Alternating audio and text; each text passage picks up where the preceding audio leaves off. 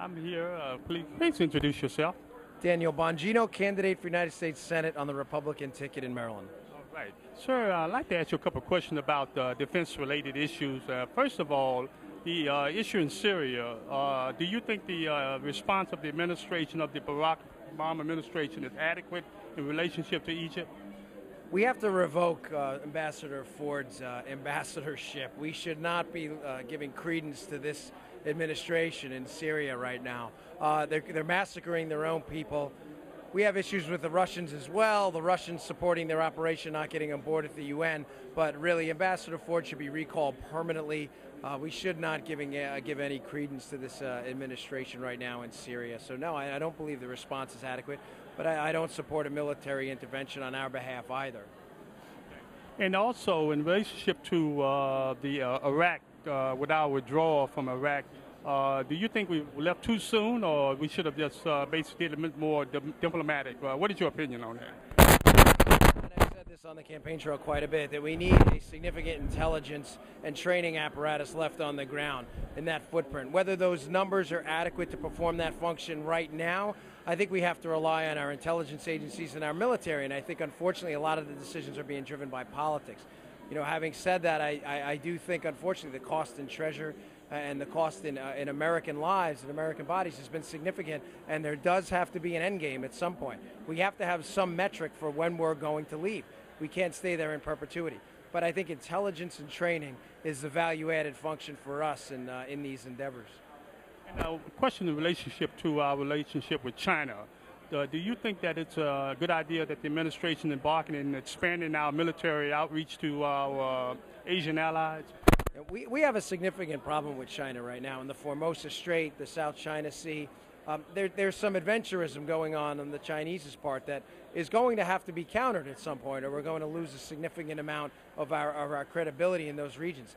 I mean, economically, we have issues there as well. So we have to have a robust military presence over there, and we have to be sure that our interests are protected. Having said that, you know, I think we need to have the ultimate goal be economic ties and a peaceful relationship. There's no need to be belligerent about it, but clearly there's been some poking the bear, as I say, on their part as well.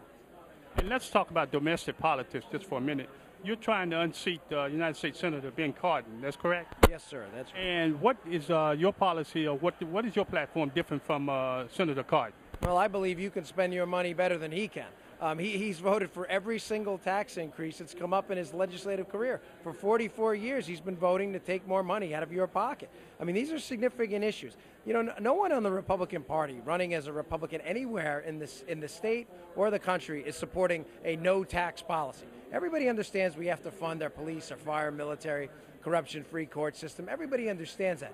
That's not what the argument I'm making. The argument I'm making is this gentleman has a 0% rating by the American taxpayer. Zero. I mean, you'd think by mistake he would have voted down a tax increase. When is enough enough? Hasn't been outspoken at all against even regressive taxes that hurt the poor. Martin O'Malley's proposing a gas tax increase now. That doesn't hurt relatively successful folks. Not as much. He hasn't said a word. You are in opposition to that increase that Governor O'Malley of Maryland is making for the people of the state of Maryland? Oh, absolutely. It's a regressive tax. It's just more money out of our pockets into a third-party payer. This system's just completely ineffective. I mean, when is enough enough? You know, they take, right now, they're spending 25% of our GDP on services. Do you really believe, at your core, that a quarter of your life is encompassed by government services? That's what they're doing. I mean, historically, we've spent about 18%. Can we just get back to those numbers? These aren't unreasonable requests to make. You know that there's a great liberal backing for Ben Cardin and relationship to the progressives and pretty much the Democratic machine. So how do you, your strategy in dealing with trying to combat that support system? Sure. Well, listen, every state has its breaking point. Massachusetts had Scott Brown. Hawaii had Linda Lingle. California had Prop 18. Maryland's at that point now. They want authentic individuals who've led real lives. There is I hate to say it, a throw-the-bums-out attitude in Maryland where people are not interested in parties anymore. They're not. I mean, I'm out there. I speak to Democrat and independent groups who say, please give me your palm card. They just want to hear ideas. I say, let's step out of the ideological silos. Let's stop labeling ourselves conservative, liberal, Tea Party, progressive. Let's just say, here are my ideas. for job growth, for health care, for education. Does that make sense to you?